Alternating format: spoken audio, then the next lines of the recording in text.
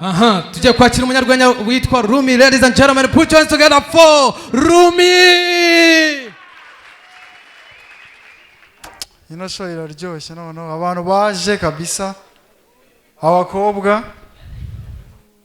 ubona ko yitabiriye. Wa mukobwa ushobora gusohokana navuga ikinyarwanda cy'umwimere akazamo utuntu twa so twa like na twa definitely. Nigeze guteta umukobwa w'umunyacyaro, ahantu twagombaga guhura for a date, aza yakererewe ariko yavugaga ikinyarwanda cy'umwimerere. Nawe baby ko wakererewe, ngo yego ko nje niruka amasigamana ngo urabona natutubikanye.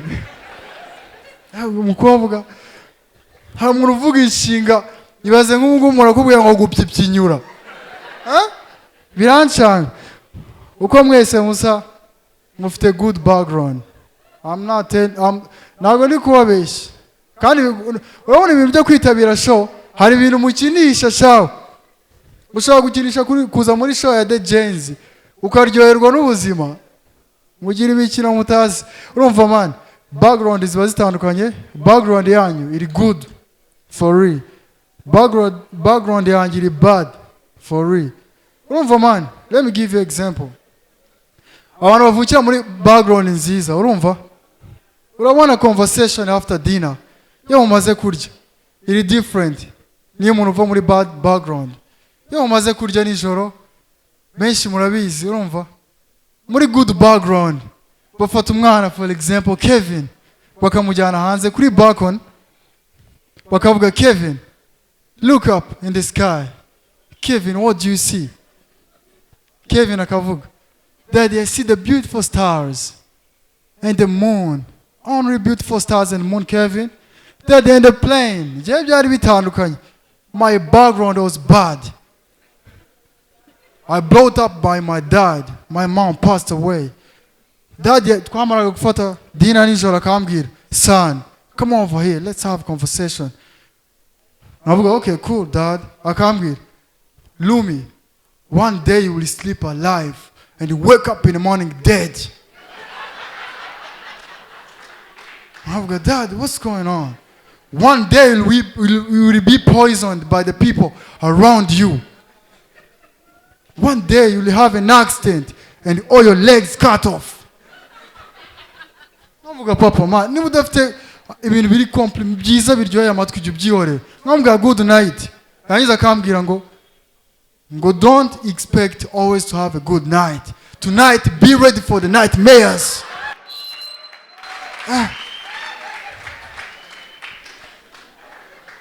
Trust nobody. No, akantu ka trust nobody. Nari nsanzwe nkaza ariko nakumvishe neza kuri papa. One day natetse ibiryo tugiye kwarura ndimo narura watari yarura. Ndamubwira bimeze bite kutarura ngo turye ngo eat fast. Ndavuga Dad, I'm your son. I trust nobody. Nanjye numvishe ko bimeze bityo. Timo turajyana conversation ndamubaza Dad, ndashaka kubaza ikibazo. Ngo no problem. Urabizi abantu bakera traditionally nago circumcision nago bayikoraga.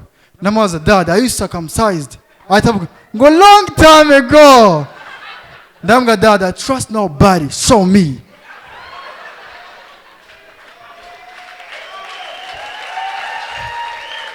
Thank you. Thank you. Umeze neza. Ariko mu bantu bavuze ba background. Ura mugabo nawe after background umeze nk'umuntu waje muri bus. Muri bus mwege mwaza mutabizi. No hano hambere aba stories ziryoshye. Mu rugo ni mu Gatsata. Uno munsi hari umuntu nabonye muri bus ndi kuzina. Mu Gatsata sanzwe asabiriza ari impumyi.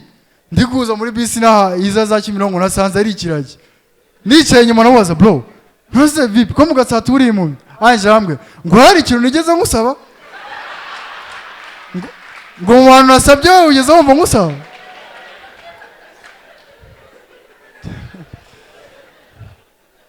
Hari umuntu usa na Muhinde hariya, urasa na Muhinde ariko ntago nizere ko mutareshya. Ariko Muhinde nasanze atari mugufi anyway. Muhinde iyo ugiye mu bikorwa bye usanga ari muremure. Yaje kunsura muri ghetto mbonye ibiryo yaruye ndavuga ati wa mukapasi mbona payasi uyu muntu ni pivo.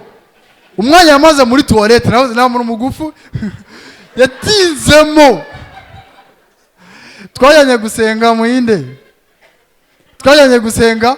Murabizi mu materaniro habamo umwanya w'abantu bakuru w'ijambo ry'abantu bakuru n'iry'abana.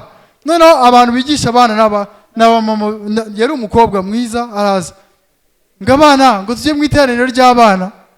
Bakunda kuvuga ngo dutama twa Yesu ngo tujye kwiga ijambo ry'abana. Urumva none abana bose barasohoka, nari nicaranye na Muhinde aranje avuga ngo kari agatama ka Yesu kadasohotse.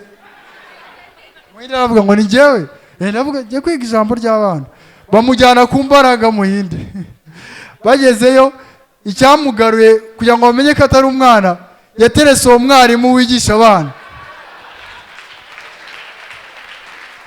Hashize nk'iminota 2 tubona aragarutse na wa mwarimu w'abana. Umwarimu w'abana aravuga ngo nsanze atari agatama ka Yesu, ngo uyu muntu nagume mu bantu bakuru.